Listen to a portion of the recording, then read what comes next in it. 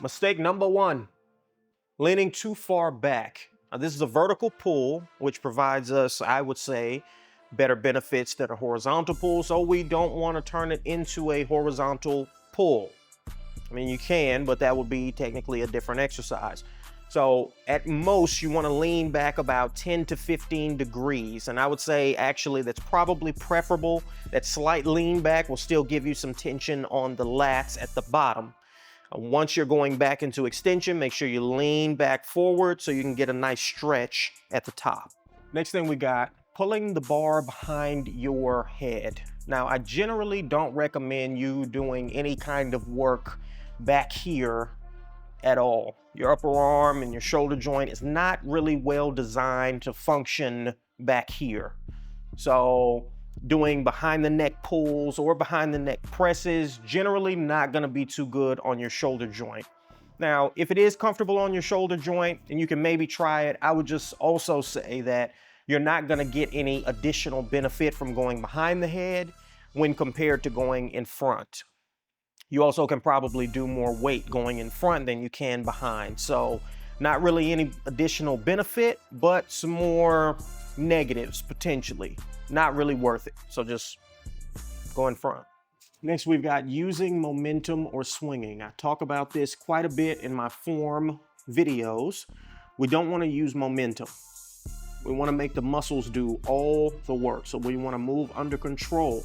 Is there a certain time where you might want to use some momentum? Certain exercises like kettlebell swings or the Olympic moves, for example? Sure. But when we're doing bodybuilding style training, we want to stay away from using momentum as much as possible. And before somebody says it, yes, I know Arnold Schwarzenegger used to use momentum. I know he did. Yes, he's the GOAT. Here's the problem with that. You're not Arnold Schwarzenegger. Next two mistakes. Short range of motion. Now, these can be combined into one or split into two, however you want to skin this cat. But you got two problems on short range of motion, either shortening the range of motion at the top or shortening in the bottom. So shortening in the bottom, coming all the way down to your chest and then not quite going back up into extension. Now, if you are gonna do one, I would say doing a shorter range of motion at the top will be better because the lats are in a more lengthened position up there. But best to just get a full range of motions. So all the way down to the chest, maybe just below the clavicle, and then go all the way into extension. Try to spend a little extra time in that extended portion. Feel a nice stretch through the lats before pulling back down. Nice forceful pull, and then stay in that stretch. Next mistake, not putting the knee pad low enough. Now, this may seem obvious to some of you, but I see this quite regularly in gyms where the knee pad will just be too high.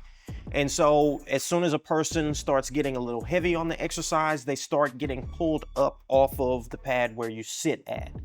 So make sure you've got this knee pad as low as possible to keep you sandwiched down onto the seat so you can pull nice and heavy and you're not flopping up and down like a fish. We don't want that. Nice and stable so you can pull as much weight as possible. Last mistake, letting your grip be your limiting factor. Now, this comes down to a matter of pride most of the time. People don't want to use straps because they feel like it's cheating. I've never understood this.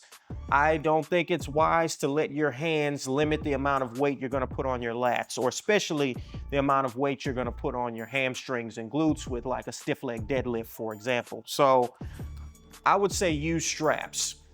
Your lats are going to be able to move more weight than your hands can unless you are giving specific attention to your grip and hand strength, which most of us are not. If you are, that's wonderful.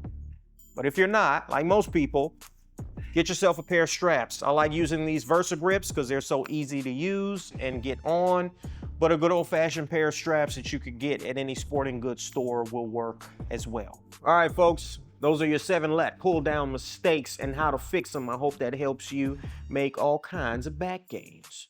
I'm Coach Ty with Muscle Wiki. Look us up in your app store, iOS and Android, Muscle Wiki, one word, and I will see you with the next one. Deuces.